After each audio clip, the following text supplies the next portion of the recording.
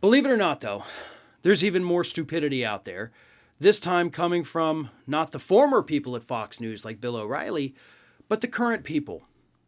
On Fox and Friends on Tuesday, Carly Shimkus decided to offer one of the most idiotic takes on why people should not get the COVID vaccine.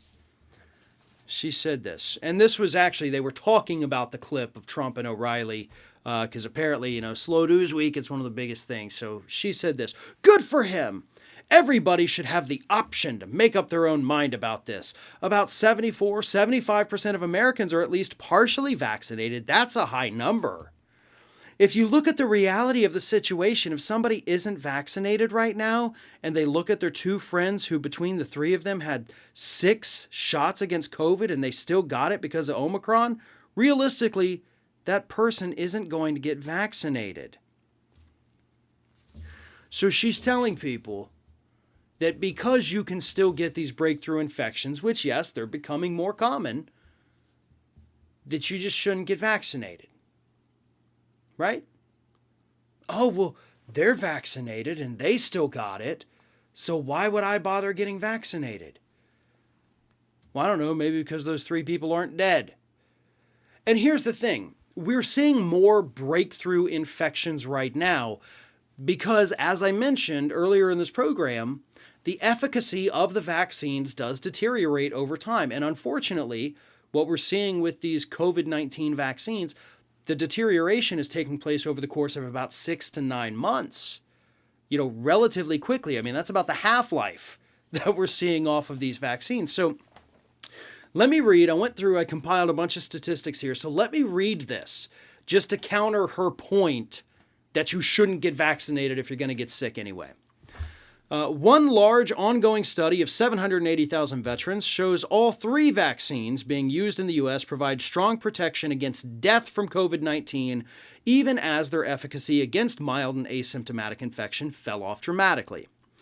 Researchers looking at men and women getting treatment at Veterans Health Administration facilities found that overall vaccine efficacy against all types of infection fell from 87.9% in February to 48% in October. They only counted fully vaccinated veterans, and these were done via PCR tests.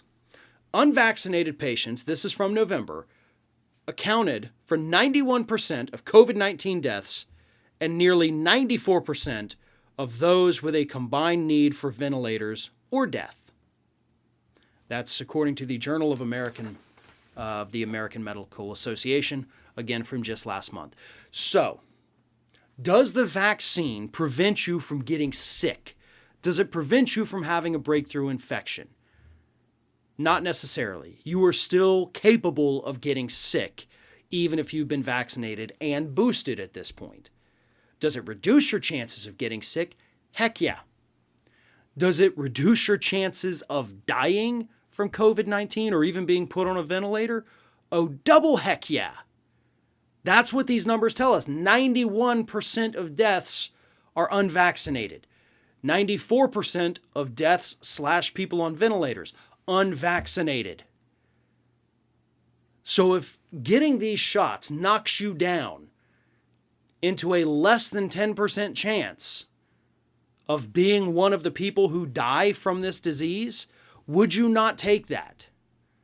Would you not accept that risk when you know what's waiting on the other side? And that is the part that people like Carly Shimkus conveniently leave out of their arguments. People can still get sick. Sure, they can still get sick. You can still get the flu even if you've had a flu shot. But you're less likely to get it as severe if you've had the vaccine. And it's the same thing with COVID. What we're trying to do at the moment, in addition to slow the spread, which, let's face it, as a country, we're really, really bad at that, we're trying to prevent more death. We're trying to prevent long-term injury, the long haulers, they call them.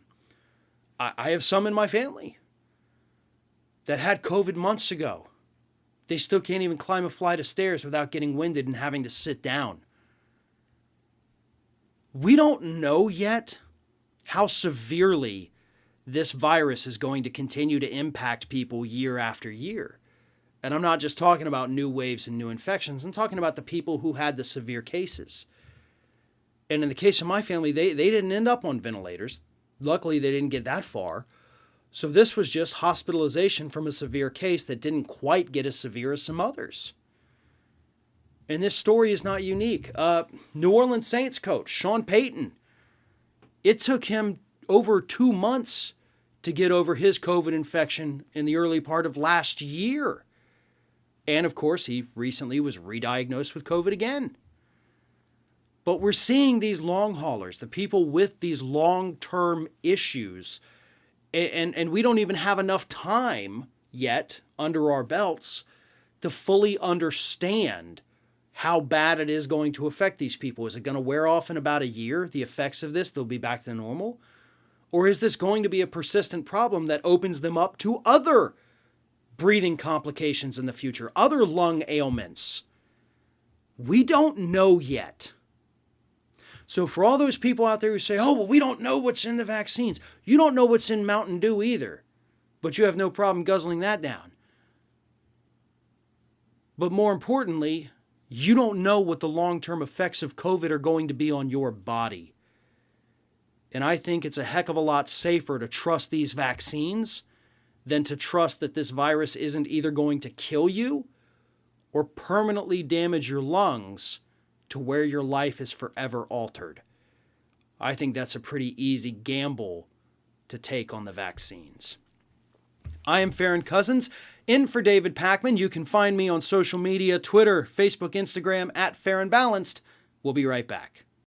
The only streaming service that specializes in documentaries is CuriosityStream, and you can get CuriosityStream, one of our sponsors, for just $15 a year when you use my link below.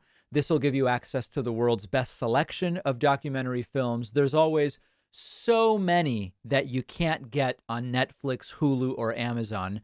I just finished watching a tremendous film, The CEO of Sinaloa. Sinaloa, a region of Mexico. It's about El Chapo. Fascinating, fascinating.